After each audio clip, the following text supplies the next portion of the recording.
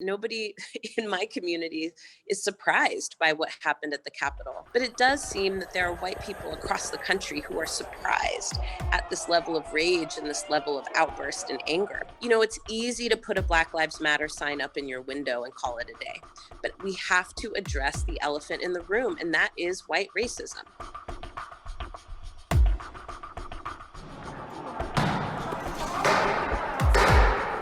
The hissy fit that we saw, I think, is a real response and a real reaction to the power that Black communities and other marginalized communities have been displaying and exhibiting, not just over this election cycle, but certainly over this last decade.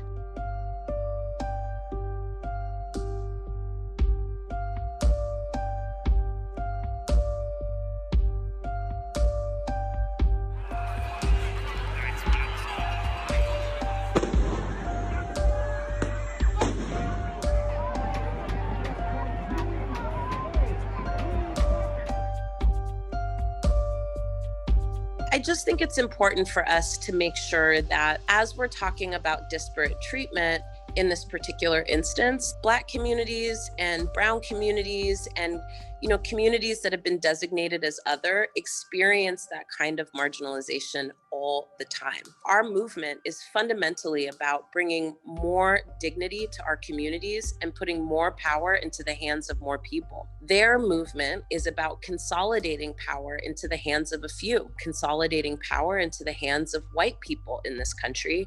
Their movement is about division and segregation. There are no parallels to be drawn except to say that racism is still alive and well in this country, that white supremacy has been the engine of this administration, not just over the last week, but over the last 4 years. And beyond this Trump era, white supremacy has been shaping the lives of Americans every single day. And so I think the question that's facing us right now is, what are we going to do about that?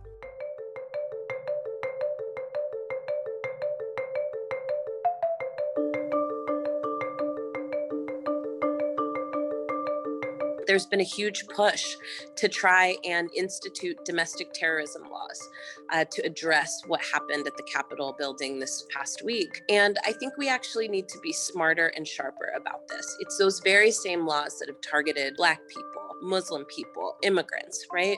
Because they get applied with a broad brush. We need policies that are dealing with the rise of white nationalism and the rise of white supremacy. And those laws need to be targeted, and they need to be specific, and they need to be geared toward uprooting what I think is the greatest threat to democracy in a generation.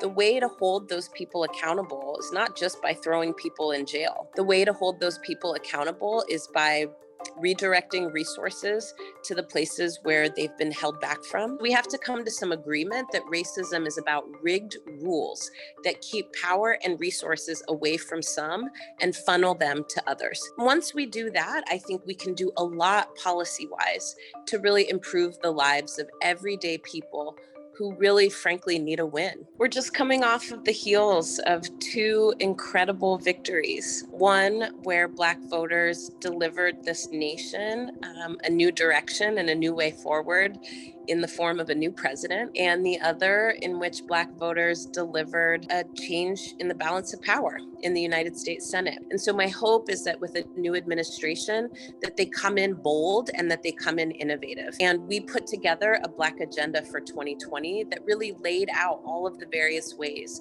that you can make Black Lives Matter from City Hall to Congress. And my hope would be that this administration takes that document and uses it as a roadmap to figure out how it is that we not just recover from these past 4 years, but that our communities can be resilient in the face of them.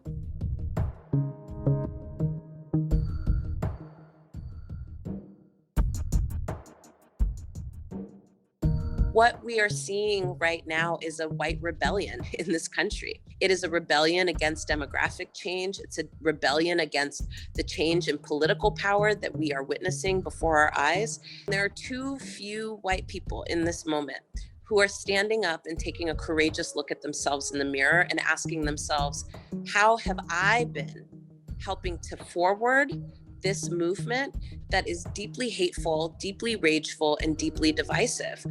And if I have been forwarding it, what can I do about it? Only then will we be able to take more steps towards reconciliation, towards unity, and towards healing.